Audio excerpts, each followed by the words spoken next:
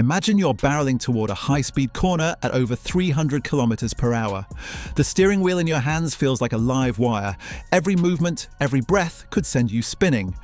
Most drivers slam the brakes, slow down, hug the inside line, hoping, maybe I'll survive.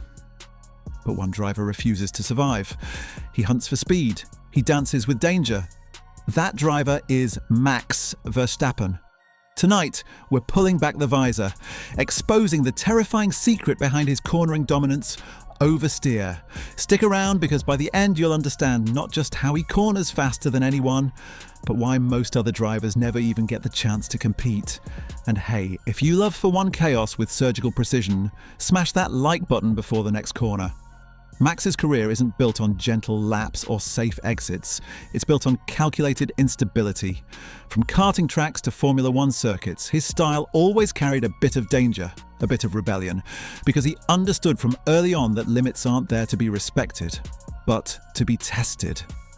As the current 2025 season shows, the results don't lie. When the car setup is aggressive, when the track demands precision, and when every apex is a battleground, Verstappen doesn't just survive, he thrives. But what is oversteer exactly? And why is it risky for most, yet a weapon for him? In simple terms, oversteer happens when the rear tyres lose traction mid-corner, causing the rear end to slide out.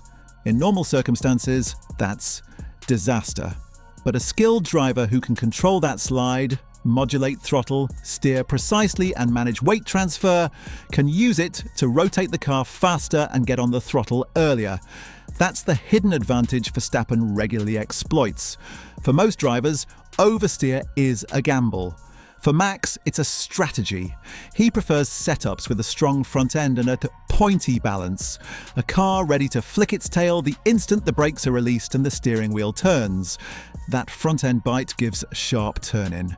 The loosened rear unlocks the rear tyres at just the right moment, allowing explosive exits. According to multiple analyses of his driving technique, this front bias setup, coupled with his feel, is what lets him extract sectors others can't match. Now imagine you're not just fighting track limits. You're dancing on the razor's edge of traction. Every corner becomes a risk. Every throttle feed could be catastrophe.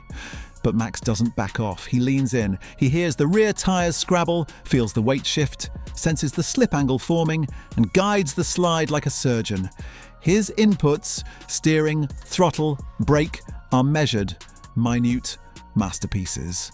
That's what makes his oversteer control terrifying for rivals and breathtaking for fans. Let me drop a quick humorous thought. For most drivers, oversteer is like your drunk uncle at a wedding. Unpredictable, dangerous, should be avoided. For Max, it's like dancing with that uncle, but in a tuxedo, controlled, precise, and part of the performance. So how does this work in real Grand Prix conditions? Take a car like the Red Bull RB20. Aggressive, reactive, front-end heavy, tail light under load.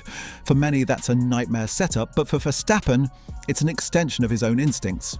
He doesn't ask the car to be stable. He asks it to respond, and when it does, he turns corners like he's editing an F1 simulator, not driving real laps. Experts agree, not every driver can handle this. Yet oversteer is a double-edged sword. The moment throttle is too strong, or brakes too soft, or temperature drops, it can bite back. Traction lost, rear swings wide, and suddenly you're not dominating the corner. You're sliding off the track. That's what makes it terrifying for all but the most talented. That's why most drivers pick safe setups. Understeer, traction, predictability, but safe never wins championships. Risk does. And while many complain that his car is too twitchy or unreliable, that instability is exactly the playground where Verstappen shines. Opponents see twitch, he sees advantage, rivals see danger, he sees opportunity. It's not luck, it's control under chaos. Mid-video pause. Quick check-in. If you think you and I are both too sane for oversteer, hit subscribe now. Seriously, we need more chaotic minds like ours in the algorithm. Also, comment below. What's the wildest oversteer corner you've seen Max nail? Spa? Zandvoort? I want to know. Now, let's talk about how oversteer control makes Max faster than everyone in 3 core stages: corner entry, mid-corner, and exit. On entry, the moment he releases the brakes and steers in, he carries just enough speed.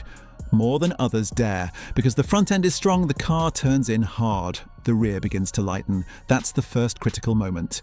If you're smooth, you clip the apex. If you're sloppy, you spin. Max? He pins the apex, thread the needle, sets up rotation. Mid-corner. While others try to stabilize, reduce slip angle, slow down, Max uses the loosened rear to rotate the car slightly, sacrificing grip for angle, choosing a line that isn't textbook but faster. This controlled slide is where oversteer becomes advantage. The car becomes a tight, rotating missile aimed at corner exit. Exit. Once rotated, Max hits the throttle just right. Too early and the rear snaps. Crash. Too late and you lose speed. Defeat. But Max doesn't hesitate. The throttle is confident, smooth, instant. Rear tires bite. The car straightens out. Gone. That exit speed, that gain tenths, is where championships are made. Now you might ask, isn't this reckless? Isn't this how people crash? Yes, but only if you're not Max. His ability to feel every micro shift, micro slip, micro temperature change means he's not gambling. He's executing. A school of thought says oversteer is for drifting or rally, but Max proves in F1 it's for domination. Even in 2025, as the RB20 evolves and aerodynamics change, Max still prefers that sharp front bias setup. Engineers sometimes fight him. It's harder to tune, harder to manage tyres, harder to be consistent. Yet, every time he nails the setup, he's on pole or leading the pack. That synergy of driver plus car plus setup plus oversteer mastery is why no teammate, no rival has matched him. Not consistently, not like this. But, and here's a cliffhanger for you, what happens when regulations change? What happens when tyres, aerodynamics or downforce levels shift? Can a style built on controlled instability survive? Given how Max has adapted since his debut, from karts to F1, from cautious youngster to aggression incarnate, the odds seem in his favour. Yet the future is uncertain. That threat, that unknown, is exactly why F1 fans stay glued. So here's what you need to remember. Oversteer isn't a bug, it's not a weakness. In the right hands, the right brain, the right feet, and the right car, it becomes a scalpel. And Verstappen wields that scalpel with surgical precision. That's why when he's on the grid, other drivers don't just race him, they dread him. Because speed is temporary, but control under chaos, that lasts. If you enjoyed this breakdown and want more deep dives into tyre science, setup philosophy, and driver psychology, check out my next video, Why Red Bull's car feels like a wild horse, and how Verstappen rides it perfectly. Link on screen now. Don't forget to smash that like button if you felt the G-forces just reading this, subscribe for more F1 truths. Yes, I said it again, and drop a comment. What's your wild take on Max's oversteer style? Genius or madness? I'll read the best. Until next time, lighten the throttle, trust the slide, and remember, when oversteer becomes advantage, chaos becomes speed.